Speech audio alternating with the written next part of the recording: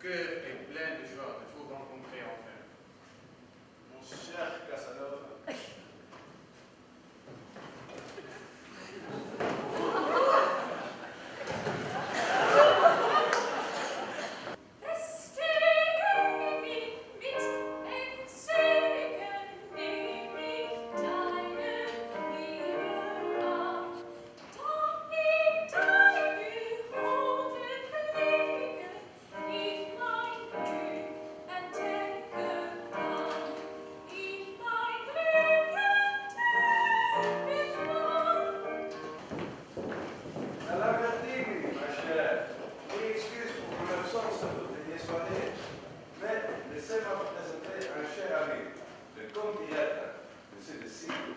Monsieur de Sicou, j'en ai beaucoup entendu parler.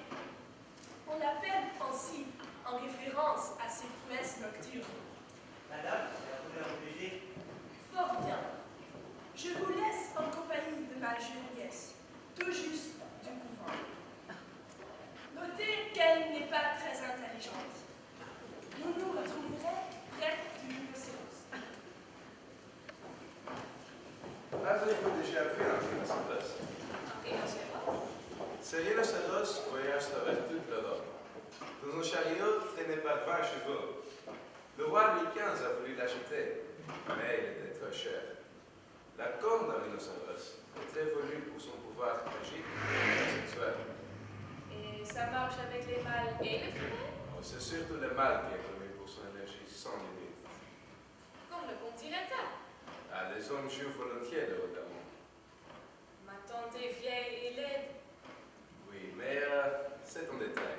Quand la flamme est éteinte, toutes les femmes se rassemblent. L'être humain n'est pas un animal. Savez-vous pourquoi on l'appelle Monsieur de Sicou? Ah, vous me gênez. Pourquoi? Je n'ose vous le dire, votre temps n'apprécierait pas. Je ne lui dirai rien de notre conversation. Alors, le comte Iretta fait 6 fois de suite. C'est qu'un honnête homme ne fait à sa femme qu'une fois par semaine. Oh, et c'est beaucoup? Je peux vous le dire, mademoiselle de la Meure, c'est un tour de force. Il y a autre chose encore dont je suis jaloux, et qui m'ennuie de vous raconter. Mon ami est plus grand que moi. Vous vous moquez. Je suis sûre que vous êtes plus grand que lui. Il ne s'agit point de la taille de son corps, mais du format d'autre chose. Vous comprenez? Mon ami est, de son point de vue, monstrueux. Monstrueux? Comment ça? Je ne comprends pas. Oh, que faites-vous?